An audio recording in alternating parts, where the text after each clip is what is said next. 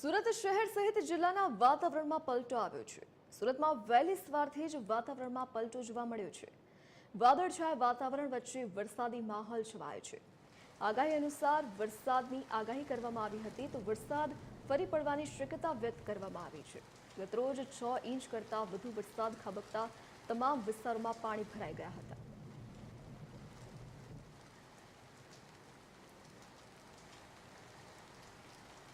આપણી સાથે સુરતથી સંવાદદાતા દિવેશ પરમાર લાઈવ જોડાઈ ગયા છે। જે દિવેશ, હાલ સુરતમાં વરસાદની શું સ્થિતિ જોવા મળી રહી છે? ગઈકાલે જે ધોધમાર વરસાદ વરસ્યો છે, કયા કયા વિસ્તારોમાં પાણી ભરાઈ ગયા છે?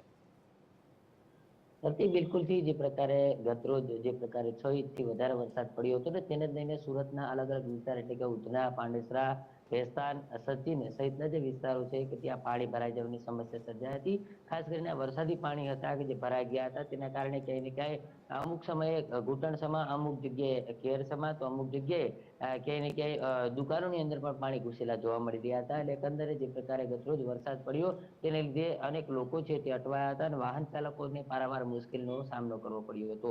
મહત્વની વાત છે કે હજુ પણ જે પ્રકારે હવામાન વિભાગ દ્વારા 6 દિવસની આગાહી કરવામાં આવી હતી અને તેને જ અંતર્ગત વહેલી સવારથી અત્યારે વાદળછાયું વાતાવરણ છે। અત્યારે વરસાદ વિરામ જે છે તે ગત સાંજથી લીધો છે, પરંતુ હજુ પણ વાદળછાયું વાતાવરણ છે તે સ્પષ્ટ જોવા મળી રહ્યું છે અને તેના જ કારણે લોકોમાં હજી પણ ભય છે તે સતાવી રહ્યો છે। કારણ કે હજુ જે ઉપરવાસમાં વરસાદ પડ્યો છે તેના કારણે જો શહેરમાં ફરી વરસાદ પડે તો હવે નવી પરિસ્થિતિ એટલે કે ફરીથી ખાડીપુરનું નિર્માણ થઈ શકે તે પ્રકારની પરિસ્થિતિ છે અને તેને જ લઈને લોકોમાં ક્યાંય ને ક્યાંય ભય જોવા મળી રહ્યો છે। કારણ કે ગઈ વખતે જે પ્રકારે ખાડીપુર આવ્યું હતું તેને લીધે અનેક તારાજી સર્જાઈ હતી, ત્યારે જે ઉપરવાસમાં વરસાદ પડી રહ્યો છે અને ત્યારબાદ જો સુરતમાં વધુ વરસાદ પડે તો ફરીથી ખાડીપુર જે છે ત્યાં આવવાની શક્યતાઓ છે તે હાલ જોવા મળી રહી છે। ત્યારે ખાસ કરીને સુરતની તાપી નદીની વાત કરીએ, તાપી નદી પણ ક્યાંય ને ક્યાંય બંને કાંઠે વહેતી થઈ છે ને વિયરકમ કોઝવેની વાત કરીએ તો સુરતમાંથી જે વિયરકમ કોઝવે છે તે પણ તેની 6 મીટરની ભયજનક સપાટીથી ઉપર વહી રહ્યું છે। એટલે આમ એકંદરે જે પ્રકારે સુરત શહેરની વાત કરીએ તો જે વરસાદ પડ્યો છે ને વરસાદ પડતાની સાથે જ અલગ અલગ વિસ્તારોમાં પાણી ભરાયા હતા, ત્યારે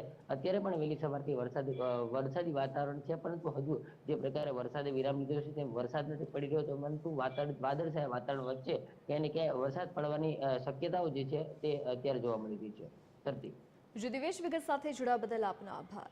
તો સુરતમાં વહેલી સવારથી જ વાદળછાયું વાતાવરણ સર્જાયું છે। ગઈકાલે ધોધમાર વરસાદ વરસ્યો હતો, જેના કારણે ઘણા બધા વિસ્તારોમાં પાણી ભરાઈ ગયા છે। તો ગતરોજ 6 ઇંચ કરતાં વધુ વરસાદ ખાબક્યો અને આજે પણ વહેલી સવારથી જ વાદળછાયા વાતાવરણ વચ્ચે વરસાદ વરસવાની શરૂઆત થઈ છે।